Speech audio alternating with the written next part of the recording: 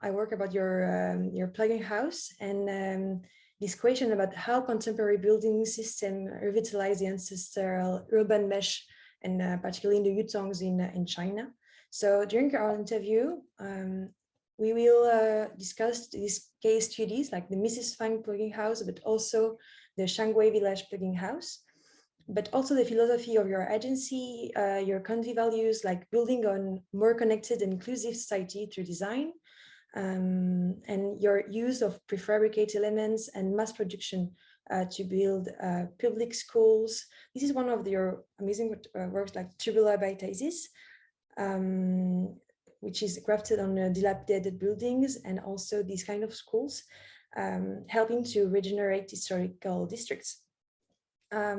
So yeah, I would like to develop the several themes about the question of density, but especially in the human question that your work reflects, the memory, places, and like living together, the coexistences.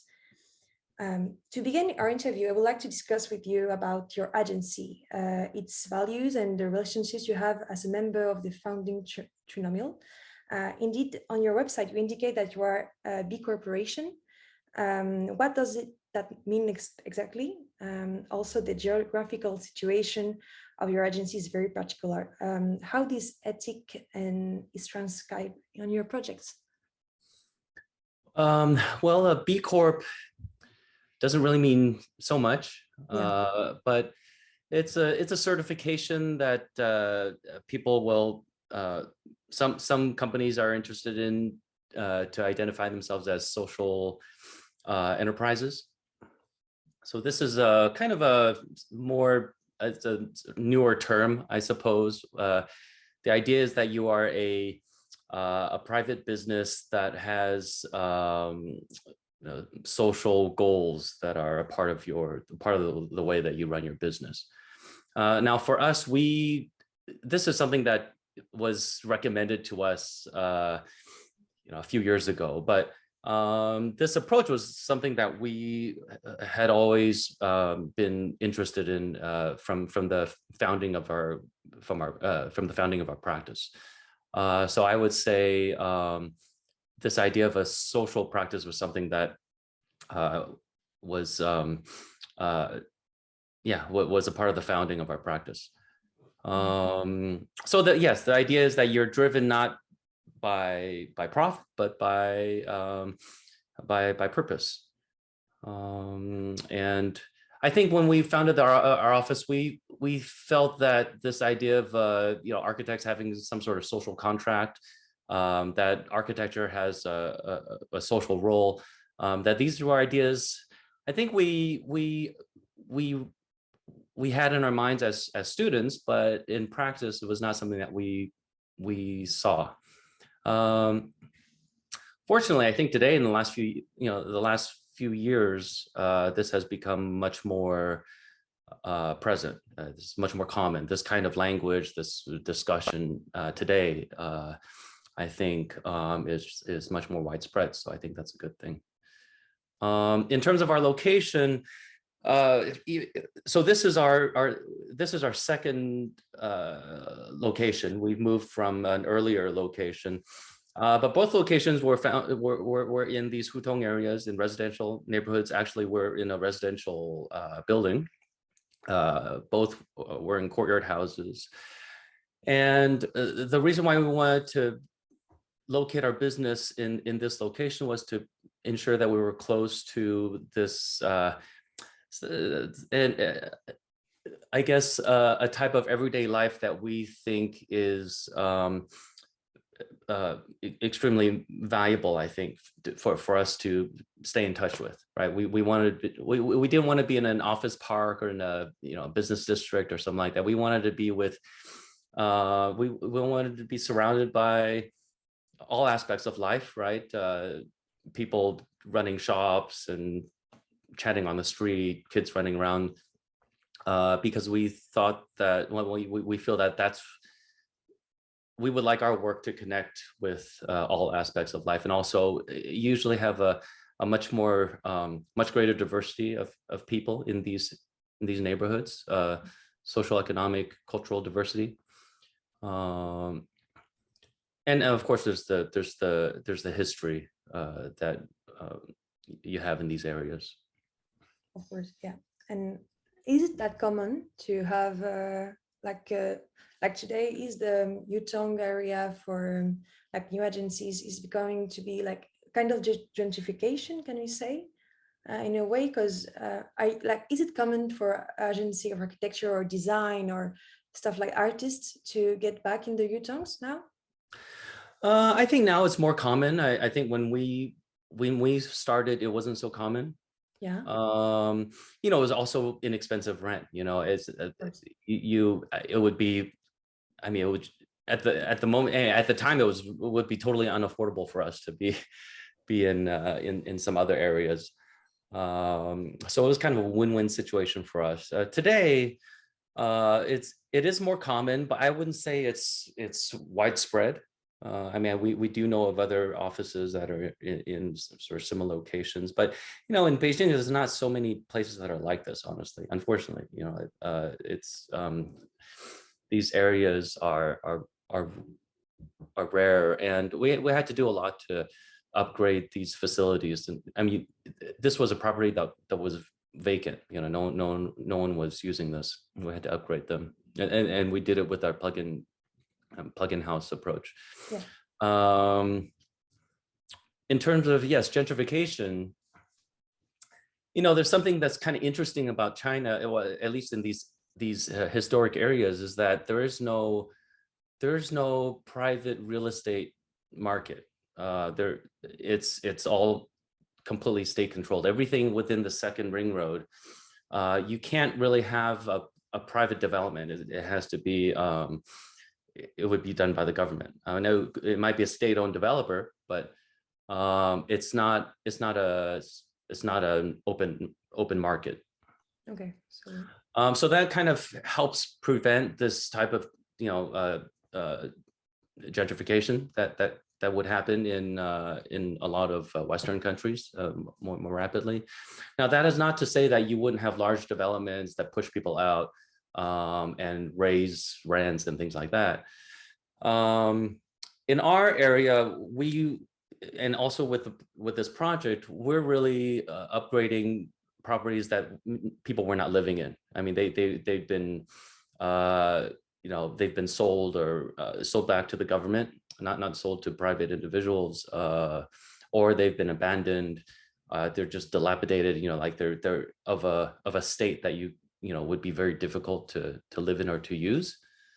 So in that sense, yeah, we don't think that we've contributed to gentrification, and we actually feel that we've made these more properties, you know, we've been able to bring people back to these neighborhoods. And in the case of, for example, Mrs. Fan's house, she was someone who left this neighborhood as you know, when she was young, and came back as a you know, as an expecting mother at the time. Yeah. So yeah, I mean, I think gentrification is a very difficult subject to, you know, kind of understand and to engage in. And yeah, we've tried to see how to engage in it in a beneficial way. Yeah, to be able to get that. Also, you participate in the same kind of way. You participated in 2016 the Venice Architecture Biennale, and along with other Chinese architects, the team was the pavilion was back to the narrow front. So what is hidden, what is omitted. In the same way that you have like these gentrification problems, but is there a real consideration of the informal in China? Because not informal architecture is in Europe or in Occidental countries really in this mind, but like on the consideration of the informal in China, how is it viewed?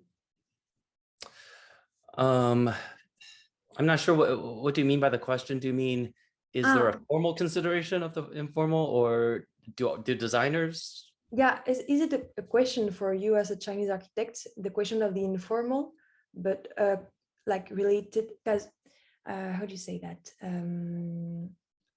all the view of the informal in what is not planned in a way. Isn't like a new issue in China now about these, how you say, like the people in the private space cannot own a land, like it's just the state, but is the informalization of architecture is one of the issues? Well, there is no, certainly it's not officially recognized. So therefore, it's informal by definition. But it's not a black and white issue, obviously. So there's a lot. China's actually quite interesting because you think of it as this state-controlled country that's there's thinking that there's no flexibility whatsoever.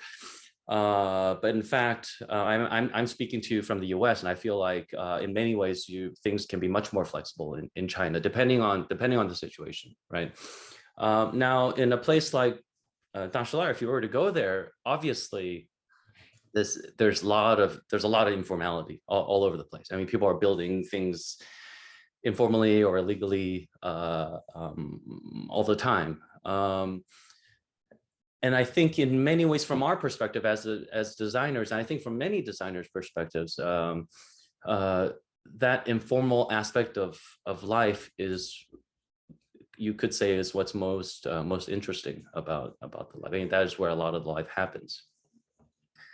And as from also our work, we are, much of it is determined. Much of our work is determined by regulation, right, and policies.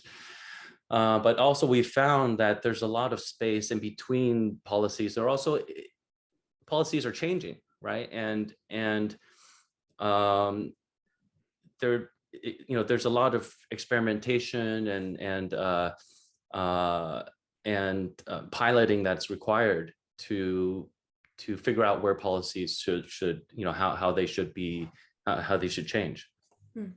So in fact, the projects that we have in Nationale were part of a pilot to experiment with how do you upgrade these areas. This is a local government pilot, right? And that's actually something, and also the one that you showed in Shenzhen, that was also a pilot. So technically, all of these are informal. I mean, our projects are literally informal. They're not legal. I mean, you can look at probably the first 8 years of our practice, but probably, I don't know, 80% of our projects are not really formal, meaning there's no building permit that you're applying for. There's not really clear building codes that we're following. And part of the reason is because these were sort of experimental projects, even though they were officially recognized, right? Okay. So I think for us, informality is extremely, it's fascinating for us to work in that space. It's really fascinating for us to learn from what people are doing around us. That's another aspect of Nationale, is that you have a lot more informality there that you would elsewhere, for a lot of reasons. Also, the context of the one you have in Shangwei, that's an urban village, and urban villages are also sites of a lot of informality. These are basically places that they're sort of in locations that they don't fit well into other larger structures of land use and regulation. They're in these kind of gray spaces. Yeah, and I think for us, that's a lot of our work is done in this kind of space. Yeah, that's what I get, because even all your projects are so linked with the people in it that in a way they're like a continuous presence of the people living in the space, and you create the space with them. And yeah, do you have this like when I saw your work, I was like, okay, this is like the informal way to create architecture, but in continuous perspective. And also in your agency, you have this very strong link with the project mixing public space design and like living together. And for you, what's the place for the architect in the creation of common spaces? Yeah, so in China, public space is not it's not like public space that I think we're accustomed to, say in Europe. I mean, it might be even more so like the US, where you have so much space that's all privatized, although there's technically no private space in China, but there's in actual practice, you don't really have a lot of space for gathering that is made for gathering, right? So a lot of this takes place in developments, right? So it could be a commercial development or residential development where you have these kind of gathering spaces. And so I guess what I'm saying is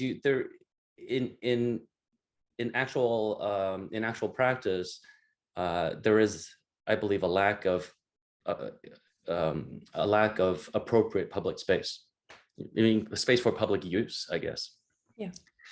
And we've tried our best to try to figure that out. So you can imagine when you don't have spaces allotted for this kind of use, then people start using any kind of space for that, right? So it could be, a lot of these spaces are made for other uses that people then appropriate, right? So there's an informal aspect of that. And actually, if you go to a Chinese city, it's amazing how much activity is happening all over the place, but it's not right. It wasn't a space meant for that.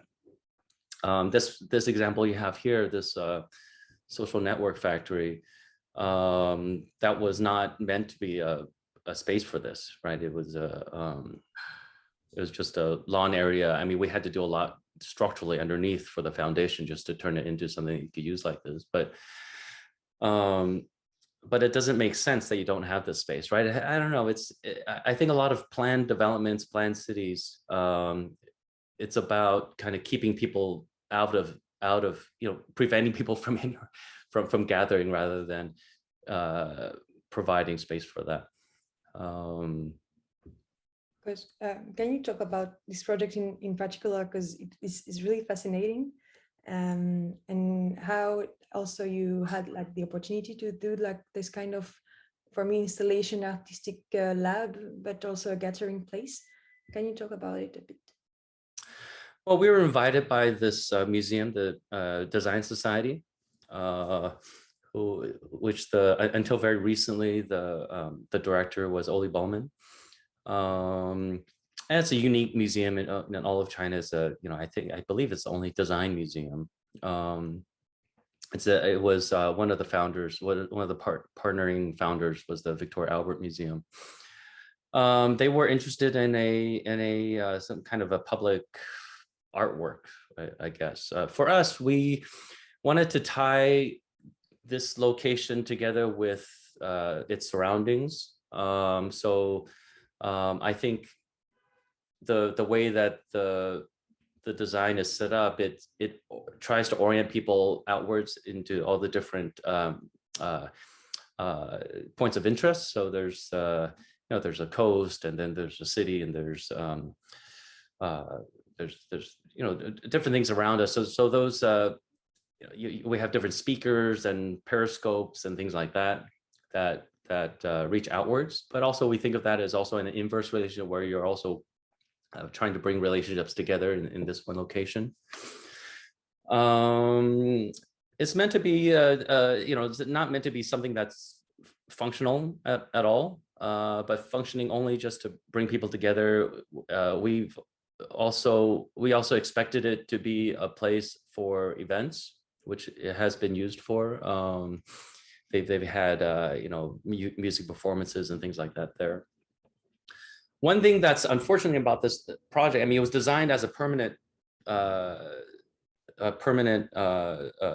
piece, but has now been taken down because it was set up behind this sculpture of some very important person in Shenzhen, and so there's a big kind of fight over this.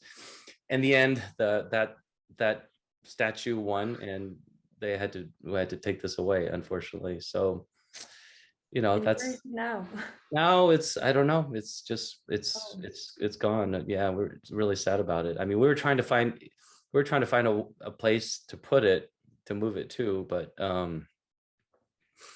it's one of these things that was just super sudden. So Okay, yeah.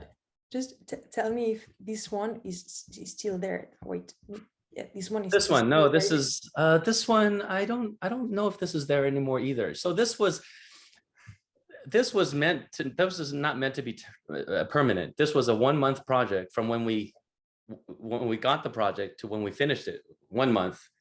Very little budget. They wanted to do something, and we had, can you imagine, we had to come up with the idea, do the drawings, find a way to do it. We'd never done this before, and finish construction, all that sort of thing. In only 1 month. It was 1 month from beginning to end. Yeah. So these are obviously ventilation tubes, right? But it spells out the name Baitase, which is this area, but it also has some aspects where it tries to bring people life from the street. Well, it tries to connect people to some of the things that are happening inside. So you have some periscopes that look inside. This is a visitor center to this area that they're also regenerating. You also have some periscopes that show some really important landmarks in the surrounding area. And there's some public seating, so on. It actually stayed there. It was there for a Beijing Design Week. So that's that's a short term sort of festival, but it stayed there for several years. Actually, people liked it. I don't know. I think maybe now they've found a way to renovate that building. Before it was abandoned. There was no use for it. So yeah, you found lots of examples of informal projects.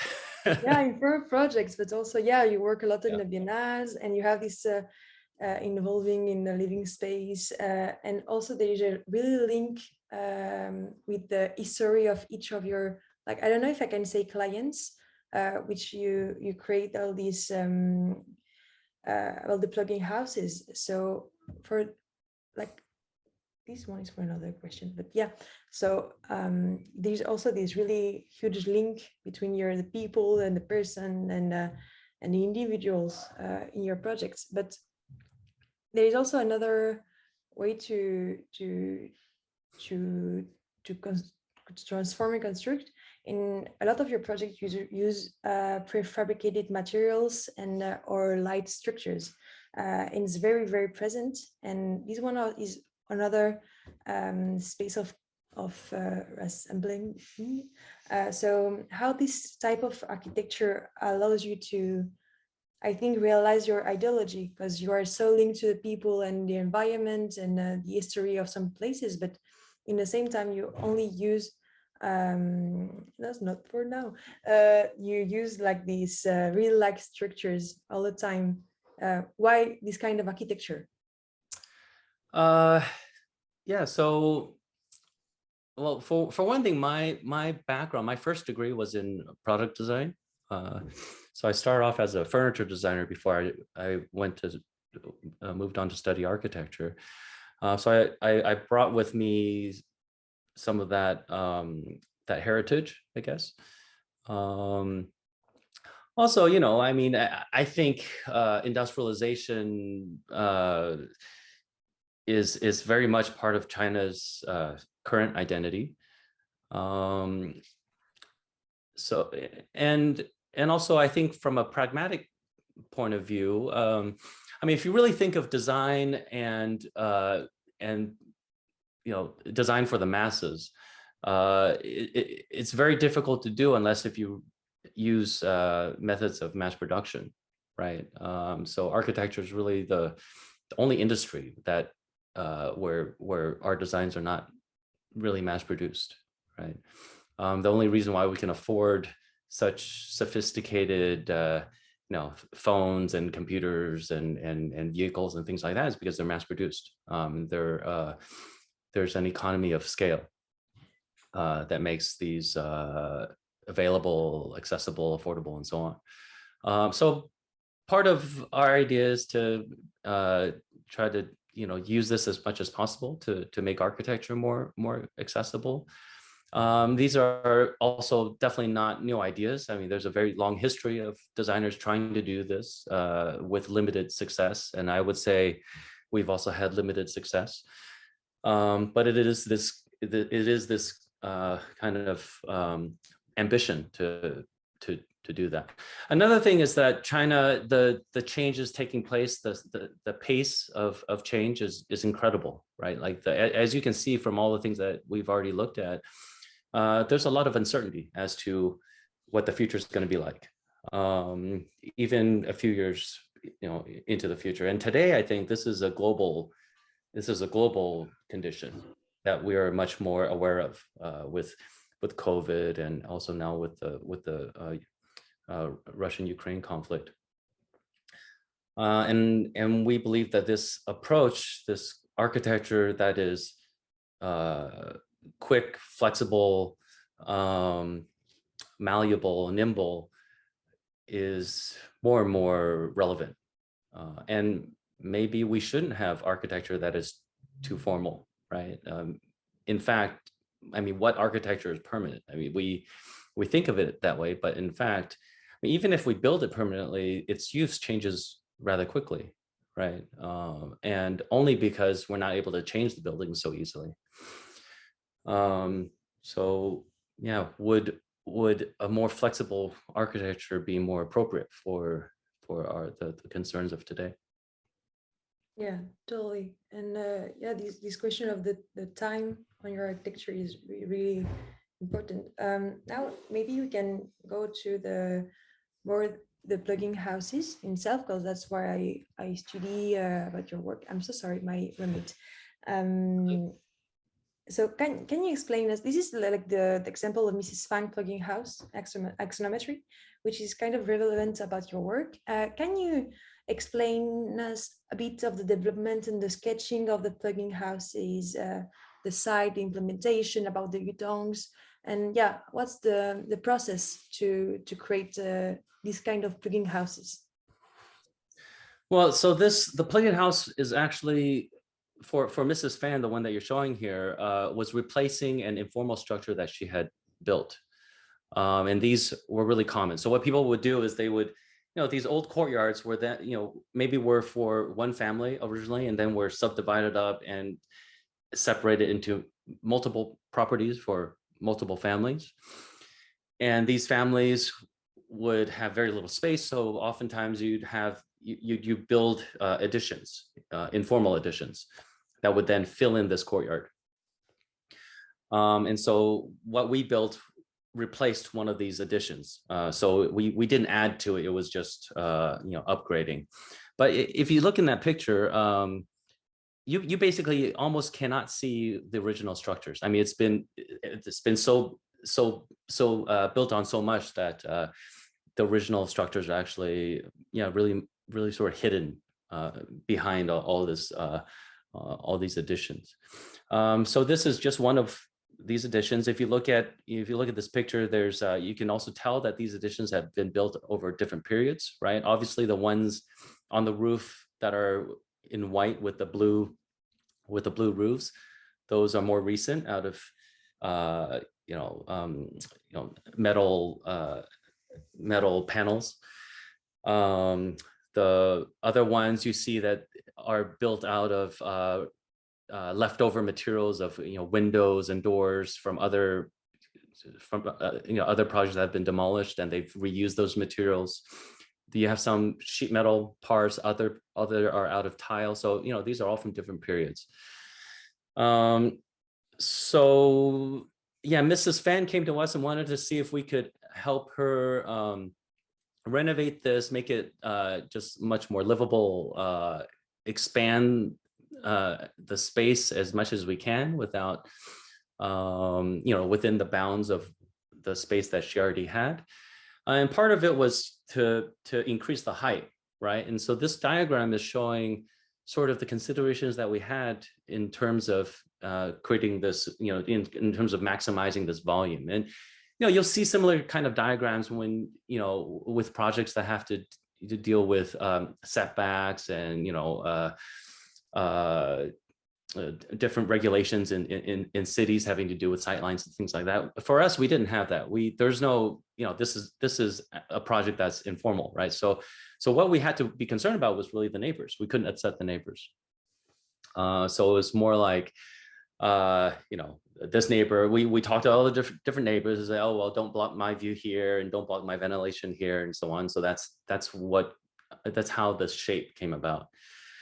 One thing that's interesting is when we finished this building, if you see here the neighbor on the right, it turned out that we thought that our client had already talked to all the neighbors, but when we finished the building, actually that neighbor came out and said, hey, you're blocking my light. I didn't agree to this. You didn't tell me about this.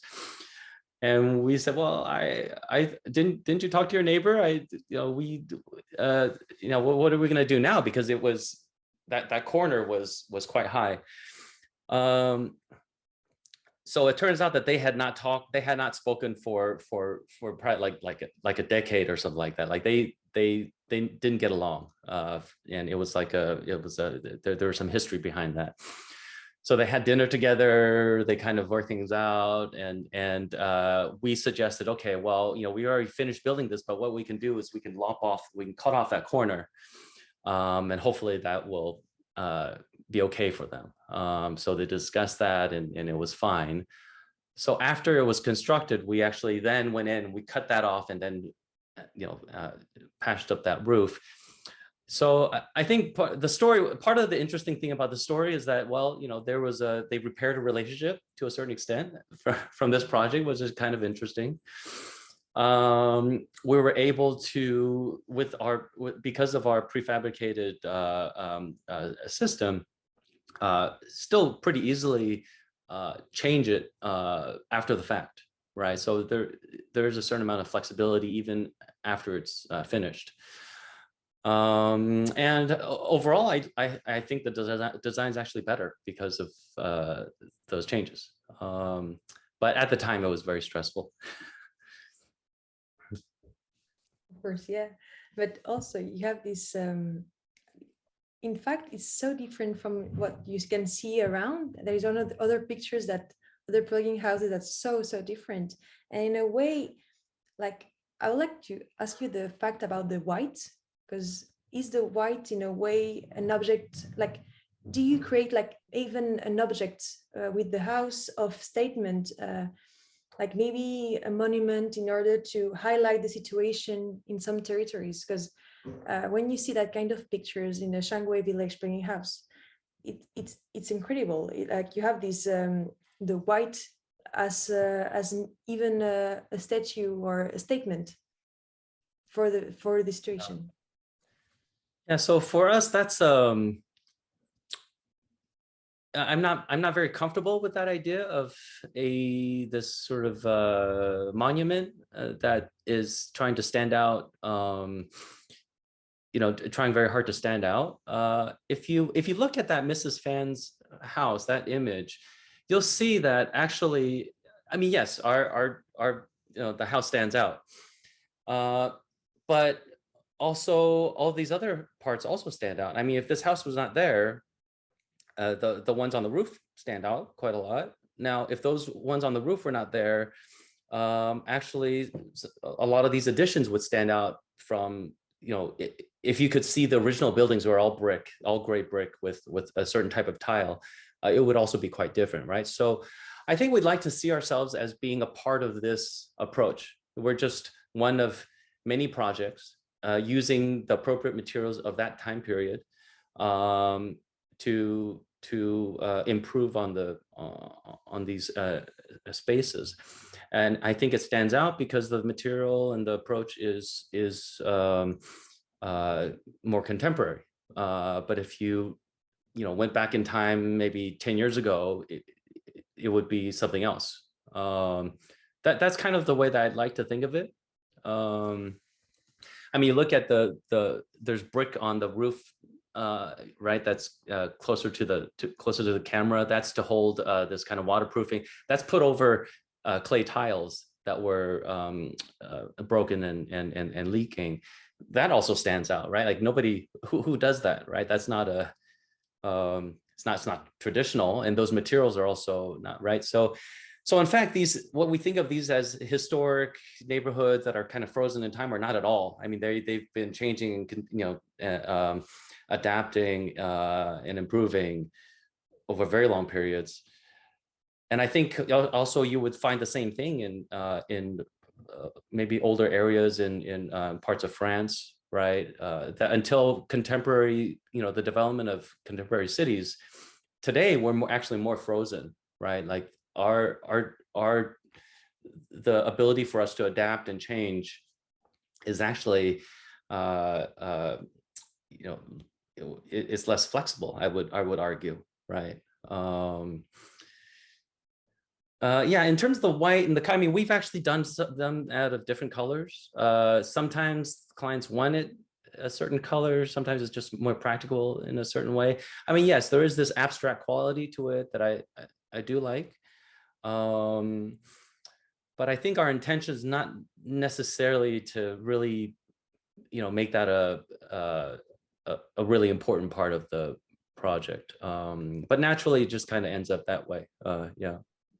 Yeah, it ends up because of the constructions today, like the white, like just like the new way to construct, to build. Yeah.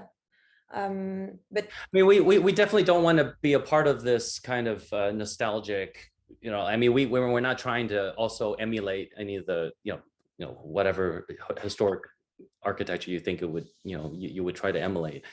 I mean, if even in that photo, you see that these buildings are built at different periods, different materials. So we're trying to be appropriate with what we have today, especially if we're thinking about, we do have, a lot of cost considerations with these projects. Yeah, totally. But it's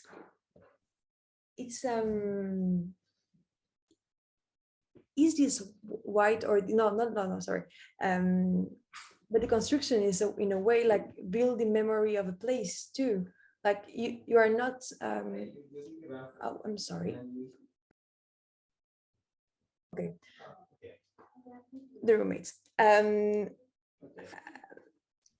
Like it's the fact that you can recreate a building in these spaces. It's a way to memory the place. But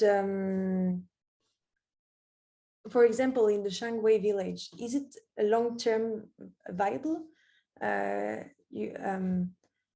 Because how you say that maybe the architecture can go and back, but is the plugging houses now still there, and is like viable?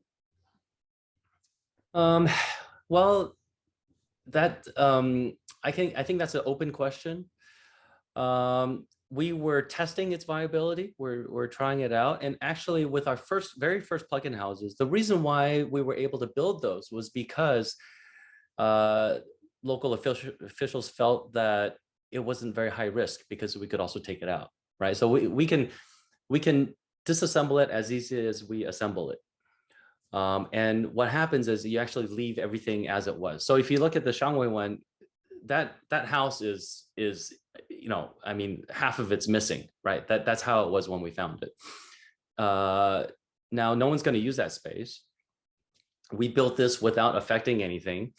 If one day there's a problem that they need to take it away, they could take it away. It's still that broken down house.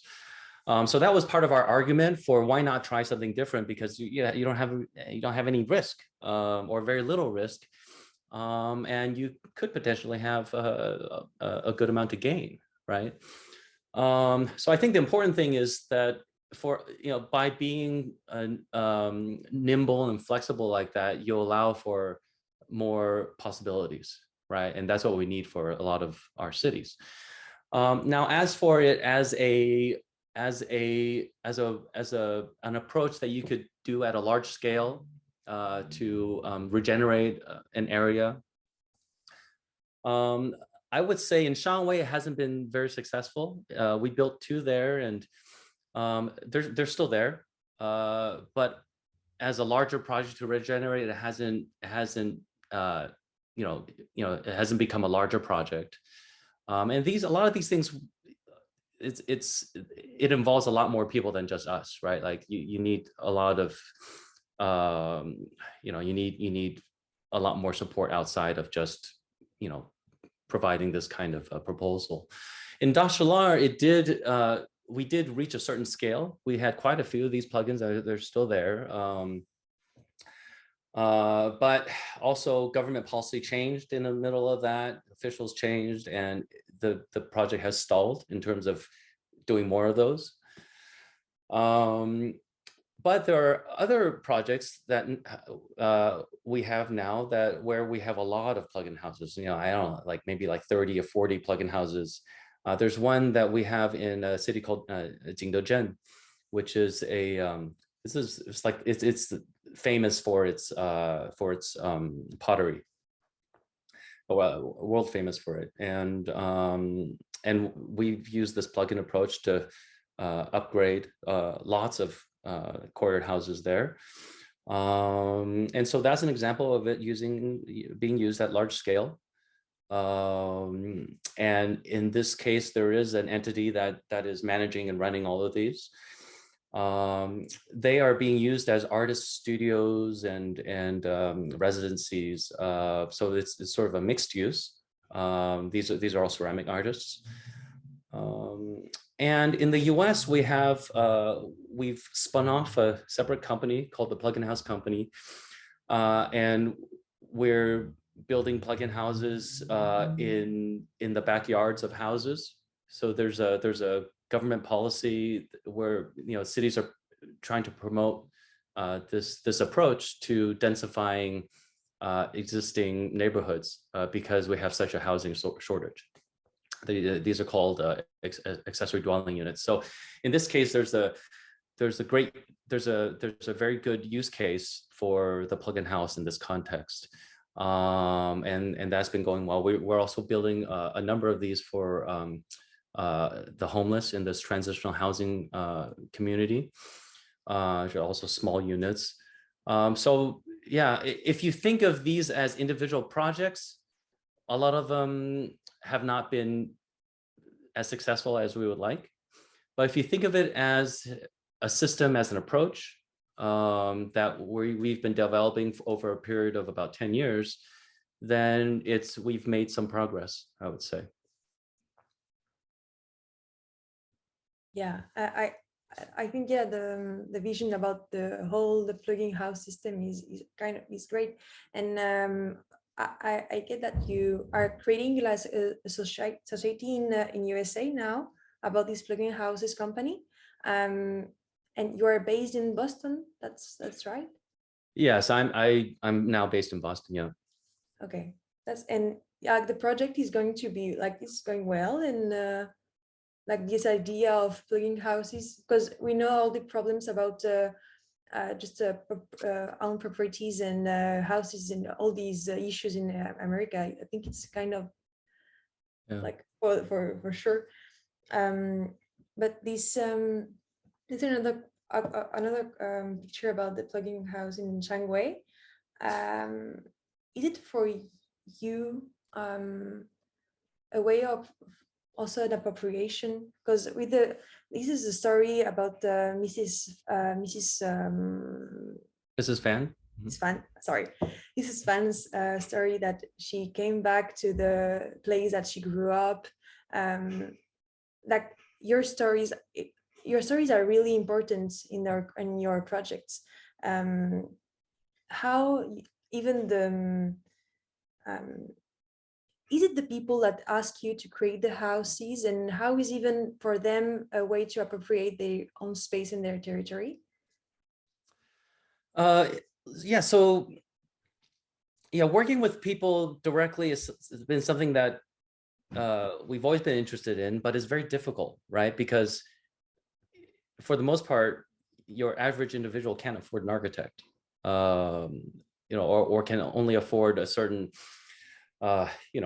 certain range of architectural services, right?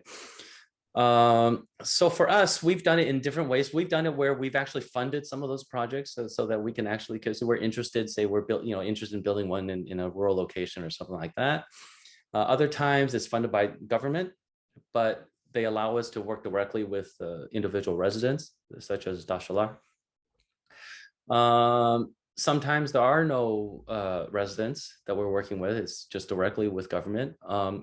So the plug-in house in the US is where we think we can do it so that we have enough enough scale and the cost is low enough, and you have a certain kind of, you know, this is all private property, right? Like you don't have single family homes in China, but you do have that in the US, where we can probably do this all within one project, where we can, it can be financed and still be affordable through individual clients, and for us to be able to design these for them. Yeah, typically if you're an architect and you're designing you have a residential project, it's going to be either a very rich client or it's a very large multifamily project, right? So I think this brings us back to the importance of using these industrial processes where you can take advantage of economies of scale, where you can make this practical. It's kind of sad, right? And you would think that as architects, it wouldn't be so difficult for us to actually have a discussion with the people that we're actually designing for. But for the most part, you're not. You're designing for some client that does not represent those that are actually using your design. Yeah. Maybe to finish, I would like to discuss with you another amateur of the prefabricated, but in all-time an architecture for the others too. Is Jean Prouvé, a French architect who, after the world, built among other things like houses, but also schools. And he said this sentence: if one build the planes as he built the houses, they will never take off. So you do conceive your architecture as a plane or as a house? Yeah, so, well, for one, I'd say Jean Prouvé is someone I've always admired. I've always loved his work. Jean Prouvé was also a furniture designer, designed fantastic furniture, industrial designer. I think he's trained actually as an engineer. But yeah, so one of the early pioneers of using industrialized technologies for architecture. Also with limited success, although we have lots of examples of his work in many places. Yeah, what he says is absolutely true, right? If you look around your environment, how many things do you see that are custom designed, custom built by hand? It's none, aside from the building you're in, probably, right? Not even our furniture, our shoes, or anything like that. Our clothing is done like that. So yeah, a lot of it doesn't make sense. But there's also a lot of reasons why buildings are still built this way. I would say that our buildings are going to be a little bit in between an airplane and a house, and I think that's the appropriate way to think about it, because you can't. The thing about any kind of vehicle, for example, is there is no regulation about its location. There's no place that it is assigned to, right? And once you assign an object to a place, there's also value that comes into play, right? So a lot of people don't understand that the value of property actually is not because of the house on top of the property is not valuable. The house itself is not valuable. It loses value like a car.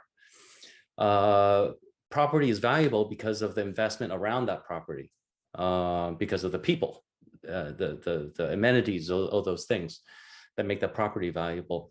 But it gets tied to the object. I mean, in our typically when we think about this, we think of it as something that's tied together. It's also interesting in the context of China because there's no private ownership of property, right? But you can own the thing that's on top of the property. But who cares if you can't take it away, or so these are all I think fascinating things. But we need to think of these things as together. So in terms of our plug-in house, we need to consider those aspects that are tied to that place, to that location. So there's regulations, there's certain aesthetic concerns, cultural concerns, social concerns that are of this place that are not elsewhere, right? So that means that you can't, an airplane can be, all the airplanes can be all done the same. I mean, they might have slightly different colors and logos, but it's all Boeing and it's all a certain model, right? Houses, culturally, we do not think of them this way, right? Actually, we have a deep, we have a deep resentment of that idea. Actually, if you think about a lot of the public housing that was built before, we're trying to, maximize the cost, minimize the cost, but through scale and prefabrication. Now today we attach a lot of negative connotations to a lot of that architecture, right? It's unfortunate, but that's just what's happened. So we need to recognize that, and we need to counter that. I don't think it's practical to think of people being able to accept a kind of housing that is all totally, absolutely the same. Like a city built of square shipping containers that all look the same. I don't think people would accept that. But in terms of making it your own, sort of considering cultural aspects and different values, is that something that is a job for the architect, or is it something for the resident or the local community, right? I think those are the questions that we can be asking. And then how does the architecture accommodate that, right? I mean, I'm also quite opposed to the idea that we assign cultural meaning to the architecture, right? Before it's even occupied, before we know anything about, right? And usually the way we do it is that we copy what's around it, right? And that means nothing. It's also, yeah, it's also quite meaningless. Yeah. Well, thank you so much for your time and your answers. This was really interesting and amazing, and thank you so much. Sure, All the past, or maybe Magali, you can but if you want us any other questions, or that's yes, if you agree to take maybe 5 or 10 minutes more, we could get some questions from the audience, because I think there is one from Romain. Yeah, I have one question actually. So I'm still trying to phrase and formulate my question. So tell me if I'm being elusive, okay? So since you're now operating in North America as well, I have one question which kind of relates to the way you address those two different living conditions within your work. And I'm asking this question since you are actually emphasizing the importance of people in your practice. And I know for a fact that ways of living in North America are quite different, as in China, but as in Europe as well, because I'm actually in Quebec right now. Okay. But addressing the question of density isn't so the same in the States as it is in China. And in what way some projects you are both implementing in China and in the US, such as the plugging houses, so in what way they are responding in an appropriate manner to both contexts, and what are the challenges? Challenges to implement like one kind of project in two different situations? I don't know if I'm being clear, and I think it's the same thing for the people's canopy you implemented in Europe and in China as well.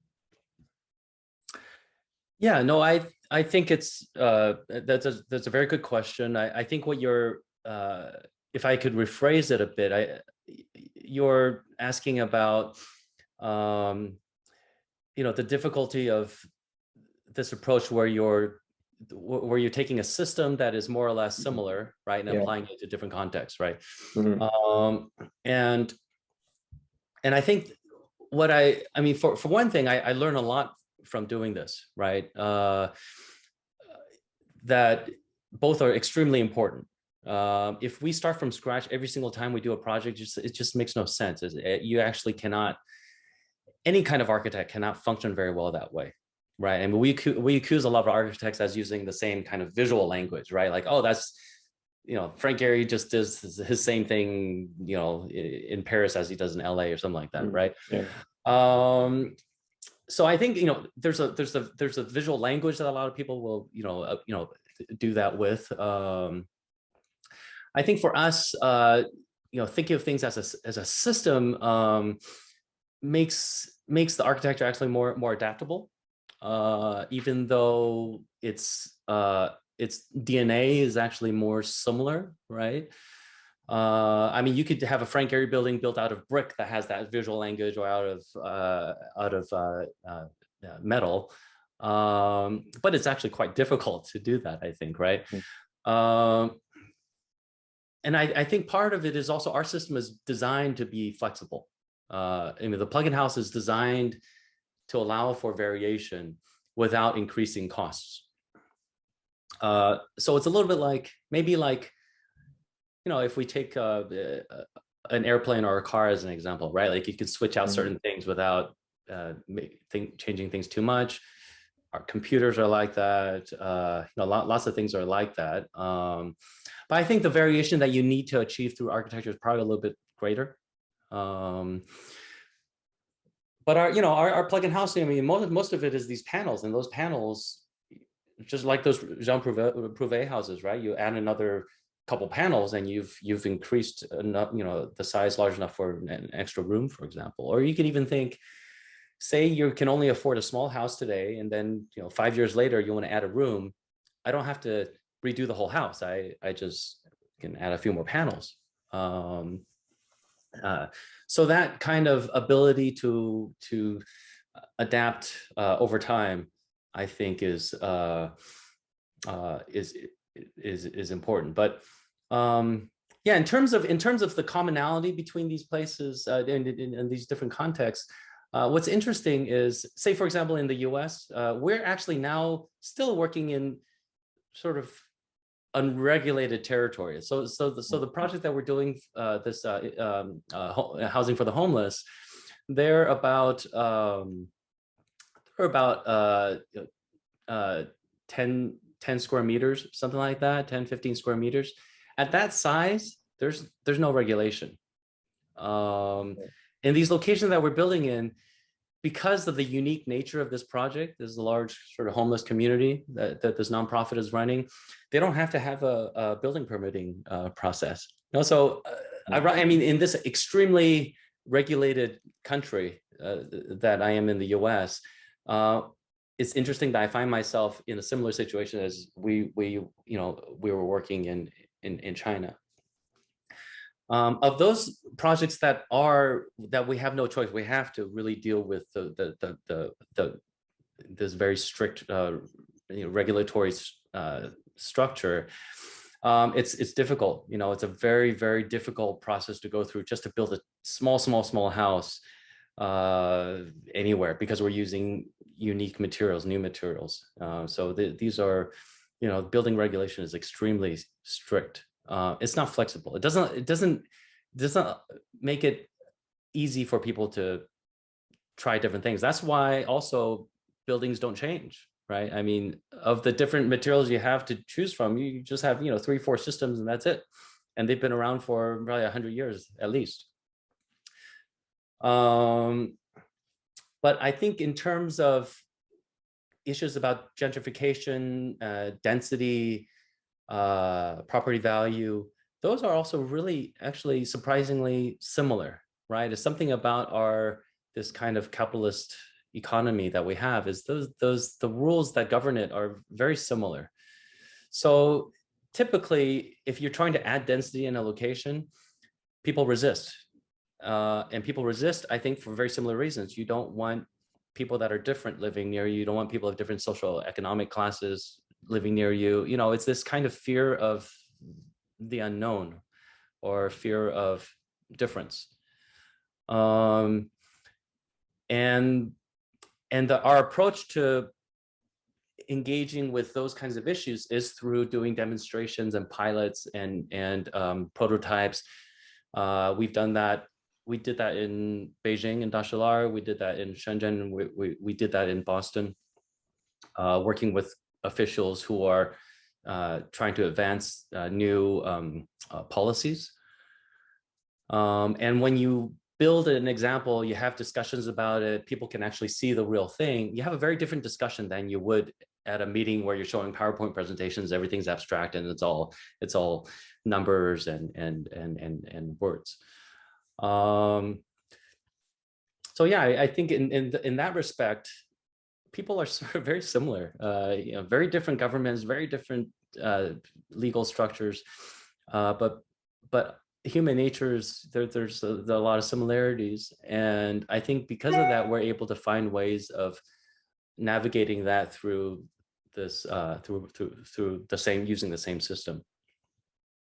Okay, it was very interesting. And I don't know if you've been to the exhibition at the CCA right now, Norms and Rituals in Architecture, but it's very related to the subjects you're working on, I think. I should check that out. Yeah, there was an interview we did. I did for the CCA. Yeah. Yeah, they do really interesting stuff. Yeah, they do. Thank you very much. Thank you so much. Yes, thank you so much for your time. And your work is so inspiring for us. Not only the lightweight architecture principles that are very smart and very inspiring in a way, but also the discussion we have on what is related to site, to history, what is life. It's go wider and maybe in a philosophical level that is very interesting. And also what's identity. I think Laura led it as always very well the session to make a rise super interesting thematic for architecture and architects. So thank you, Laura. Thank you, James, and thank you to the audience for this very interesting session. We will send you back, I think, in some months because we are making a little book auto-published on the work the student has made, the result of their work. So we will send it to you in maybe 3 months or something like that. So you could check it and give us your opinion about it. Yeah, there is some analysis about the plugin houses, and the rest of the team are working about others Chinese architects. So yeah, we will send you the paper, and thank you so much for your work again, for all this question about the identity, the common spaces, how you live together, and thank you so much. Yeah, no problem. Thank you for fantastic questions.